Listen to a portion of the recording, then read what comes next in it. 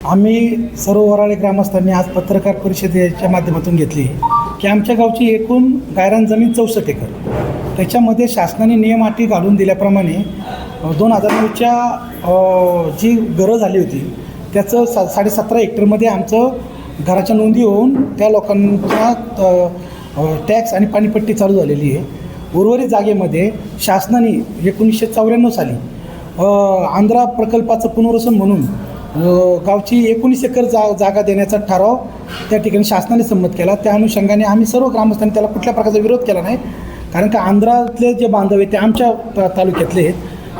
त्यांच्या त्यागामुळं आम्ही जे पाणी पितो त्या धरणाचं पाणी आम्ही सर्व मंडळी पितो, म्हणून लाभ क्षेत्र म्हणून आम्ही येतो, म्हणून आम्ही त्यांचं पुनर्वसन व्हावं म्हणून आम्ही त्या ठिकाणी सर्व ग्रामस्थांनी त्यांना कुठल्या प्रकारचा विरोध केला नाही. परंतु त्या ठिकाणी कुठल्याही प्रकारचं आंध्रा धरणातल्या काही शेतकऱ्याचं पुनर्वसन झालं नाही. तर त्याच्या उलट गुंजवणी बोवेल्यातलं जे धरण की ज्याचं लाभ क्षेत्र मावळ तालुका येत नाही त्या ठिकाणी वराळे गावात त्यांचं पुनर्वसन करण्यात आलं. आणि पुनर्वसन केल्यानंतर उर्वरित जी 7 ते 8 एकर जागा होती त्याच्यामध्ये आम्ही ग्रामपंचायतचा आणि ग्रामसभेचा ठराव 2001 पासून तर आजच्या तारखेपर्यंत वेळोवेळी आम्ही शासनाकडे आणि महसूल विभागाकडे वेळोवेळी पाठवलेले आहेत. त्याच्यामध्ये आम्ही कचरा डेपो असेल, गावची वाढते आता एकूण गावची लोकसंख्या 25,000 20 ते 25,000 लोकसंख्या एवढी आहे. नागरी सुविधाचा ताण ग्रामपंचायतीवर जास्त येतो, त्यामुळे कचरा डेपोसाठी आम्ही त्याची मागणी केली होती. एक शेततळ आहे, आमचा बैलगाड्याचा घाट आहे, स्वामी समर्थांचं केंद्र की ज्या ठिकाणी संपूर्ण गाव हे पाराण्याला बसतं, आणि एक खंडोबा देवस्थानचं मंदिर. परत आमच्या गावामध्ये जे आदिवासी बांधव आहेत, ISC समाजाचे बांधव आहेत, त्यांना माता रमाई आणि शबरी या योजनेतून घरकुलं मंजूर झालीत. त्यांना देखील शासनाने त्या ठिकाणी घरकुलासाठी जागा देण्याचा निर्णय केला. त्या अनुषंगाने देखील आम्ही जागा त्या ठिकाणी आरक्षित ठेवली.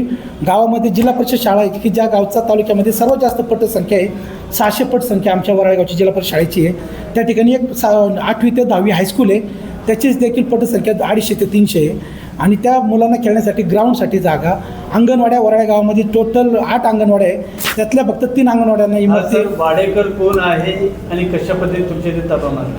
हा वाडेकर जो आहे तो हा इसम जो म्हणजे स्वतःला महाराज म्हणतो असा बंधू पाखंडी महाराज की ज्यांनी गावाला त्या दिवशी अरेरावीची भाषा आणि अश्लील शब्द वापरले ताबा घ्यायच्या दिवशी, आणि खोटे आरोप केले आमच्या ग्रामस्थांवरती की मायक मागणी केली. आणि आमच्या सन्माननीय मंत्र्यांची नावं घेऊन माझे त्यांच्याशी संबंध आहेत, मी हे करतो ते करतो, आमचे सन्माननीय आमदार साहेब आहेत, त्यांचं देखील खोट्या प्रकारे त्यांना कुठल्या प्रकारच्या सूचना न करता ग्रामस्थांच्या बाजूने आहोत असं सांगितलेलं असताना त्या ठिकाणी त्यांनी खोटं सांगायचा प्रयत्न केला, केविलवाणी त्यांनी प्रयत्न केला.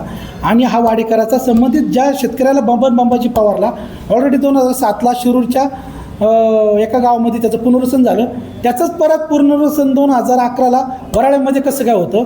म्हणजे यांनी या वाडेकरांनी या पूर्ण विषयामध्ये शासनाची, महसूल विभागाची आणि पोलीस यंत्रणेची आणि ग्रामस्थांची दिशाभूल केलेली. अशा पाखंडी महाराजांमुळं हे समाजामध्ये तेढ निर्माण व्हायचा संबंध आलेला आहे. आणि आपला जो सर्वोच्च असा वारकरी संप्रदाय आहे त्याला कुठंतरी कालिमा लावायचं काम या पाखंडी महाराजांनी केलेलं आहे. त्यांच्याकडे पेपर आहे का तसे?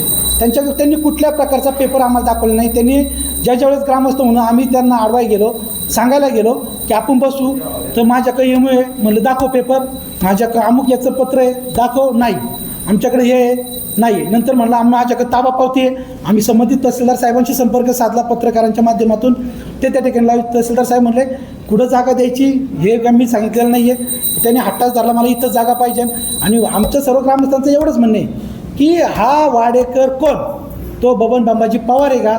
मूळ मालक येऊ द्या, त्यांनी 6 वर्ष त्या ठिकाणी शेती करू द्या, त्याला ग्रामस्थांशी त्यांनी चर्चा करू द्या, त्यातून योग्य तो मार्ग निघाल, आणि त्यावेळेस मावळ तालुक्याचे लोकप्रतिनिधी जो निर्णय देतील त्या पद्धतीने आम्ही चालू. पुढचं काय पाऊल राहणार आहे? आमचं या ठिकाणी एवढंच पाऊल राहणार आहे की 1 इंच सुद्धा जागा इथून पुढं या बबन बांबाजी पवारला तर आम्ही देऊच शकत नाही. आम्ही देखील कायदेशीर लढाई कोर्टाच्या माध्यमातून लढणार आहोत. ग्रामस्थ म्हणून आम्ही महसूल विभागाला संपूर्ण पेपर, आमचे ठराव, सर्व सत्य परिस्थिती त्यांच्यापर्यंत पोचवलेली आहे. आणि दोन्ही मावळचे लोकप्रिय आमदार सुनील अण्णा शेळके देखील असतील, बाळाभाऊ बेगडे, सर्व लोकप्रतिनिधी हे देखील आमच्या गावाबरोबर आहेत. यांच्या माध्यमातून देखील आम्ही मंत्र्यांपर्यंत आमचे म्हणणं मांडण्याचा प्रयत्न केलेला आहे. 1 इंच जागा आम्ही देणार नाही. आणि अशा पाखंडी आणि ढोंगी महाराजाला वराळे गावा इथून पुढं बंदी राहील. पद्धतीनं जे आहे हा जो वाडेकर आहे यांनी कशा पद्धतीने तुमच्या मंदिरावर असतील किंवा याच्यावर कशा पद्धतीनं अतिक्रमण केलं आणि ते सगळं पाडण्याचा प्रयत्न केला? त्या दिवशी ते तिथं अचानकच आले आणि तिथं जवळपास राहणारे सेवेकऱ्यांनी आम्हाला गावात फोन करून कळवलं की हा महाराज आलाय तिथं आणि दमदाटी देतोय आम्हाला, हातेरं दाखवतोय, पिस्तूल दाखवतो त्याची गुंड. म्हणून आम्ही खालून गावातून गेलो तर तो आम्हाला ऐकत नव्हता, शिवीगाळ देत होता, हातेरं त्याचे गुंड दाखवत होते.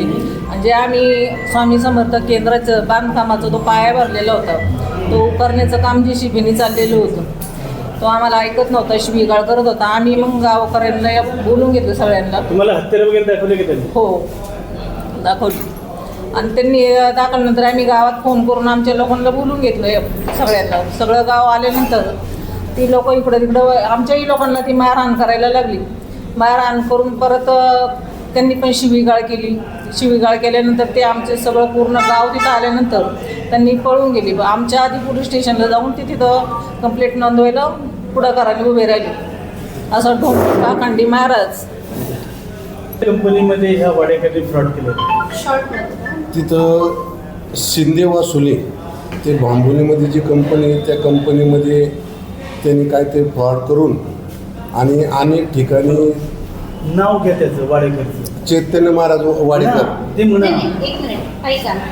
हां बोला. चैतन्य महाराज वाडेकर यांनी भांबोली MIDCमध्ये कंपनीवरती असे खोटे आरोप करून कंपनीला देखील विटीस धरण्याचा त्यांनी प्रयत्न केला आणि त्या माध्यमातून त्यांनी लोकांची फसवणूक करून खोट्या सह्या करून जेल देखील भोगलेला आहे.